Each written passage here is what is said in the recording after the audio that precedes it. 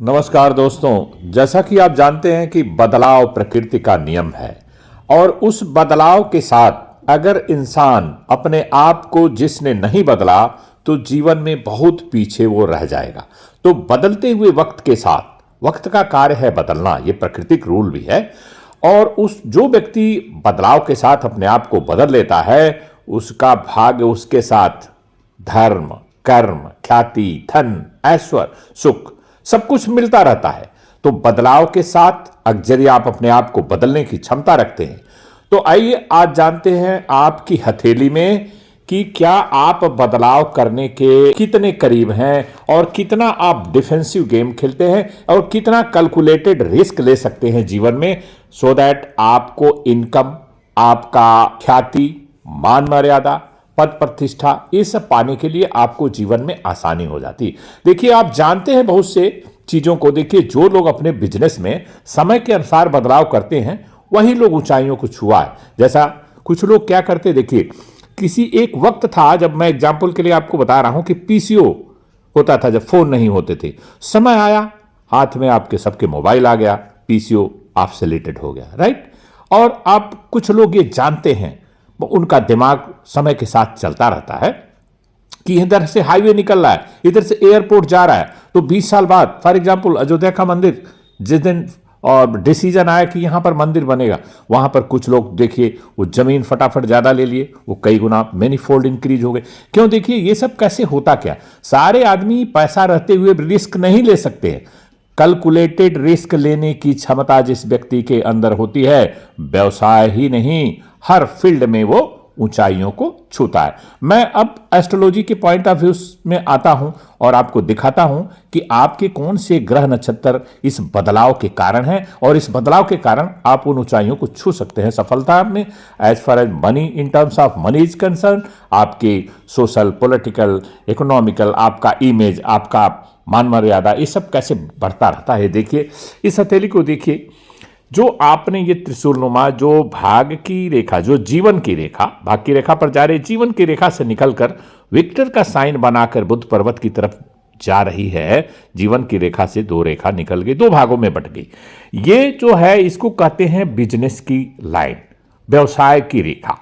कुछ लोग व्यवसाय करके अपने लाइफ में जहां के तहां बने रहते हैं और ठीक है, उनका कार्यभार चलता रहता है, रोजी रोटी चलती रहती, लेकिन कई फोल्ड इंक्रीज, मल्टीपल इंक्रीज उनके जीवन में कहां से होता है। ये जो आप देख रहे हैं गोलाई में हमने बनाया बुद्ध का पर्वत उभरा हुआ है और अंगुलियां जैसे मैंने दर्शाया, आपकी सारी अंगुलियां जो है, किसी अंगुली में गैप नहीं है और सारी अंगुलियों की लंबाई देखिए। कोई चीज यदि आप देखते हैं, ये हथेली भी उसी कैटेगरी की है, सुंदरता अच्छा खासा बनी हुई है और कहीं से टेढ़ प्रकार नहीं है। और ये जो आपको मैंने अभी गोले में दिखाया, ये है बिजनेस की रेखा।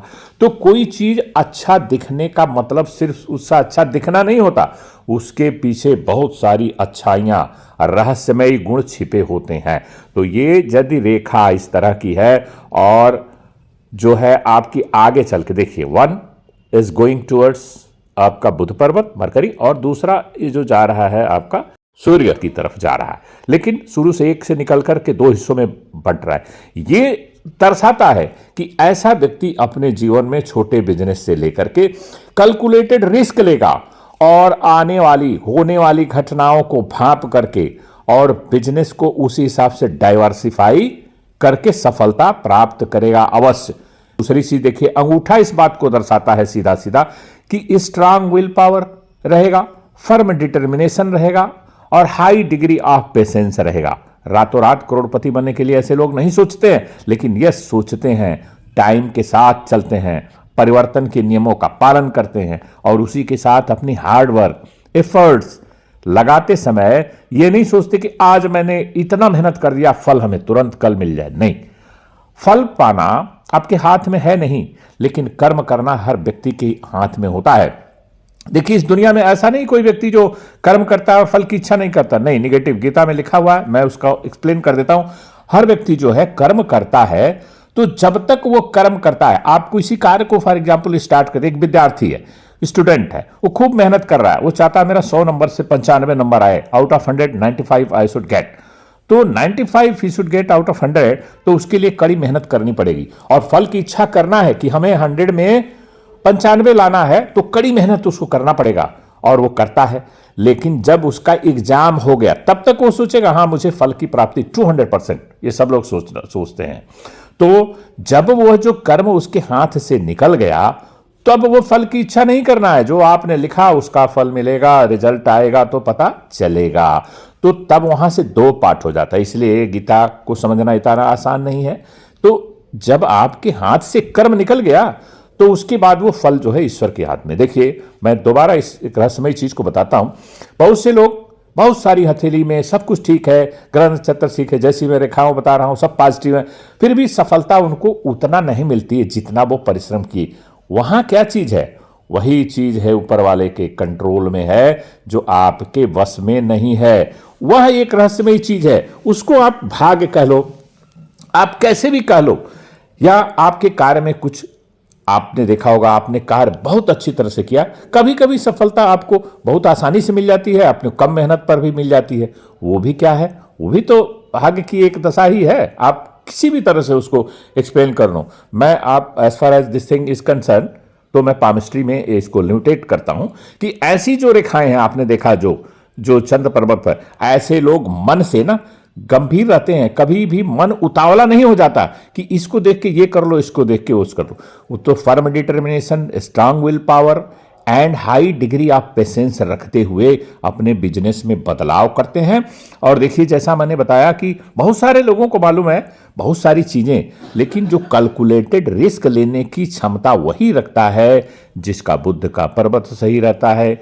और ये जो रेखा, यदि बिजनेस की रेखा नहीं भी हो तो आपकी जो पर्वत हैं उस स्थितियों को देख के पता लगाया जा सकता है कि आपका अपने जीवन में कितना सफल बनेंगे और कितना कैलकुलेटेड रिस्क लेने की क्षमता है। जिसको रिस्क लेने की क्षमता नहीं होती है वो आगे बढ़ भी नहीं पाता। फॉर एग्जाम्पल, क्रिकेट खेल रहे हैं, विकेट भी बचाना है, रन भी बनाना, कि आप जो है सारे बाल गंवा दिए, रन नहीं बनाए तो भी आपको सफलता नहीं मिलेगी।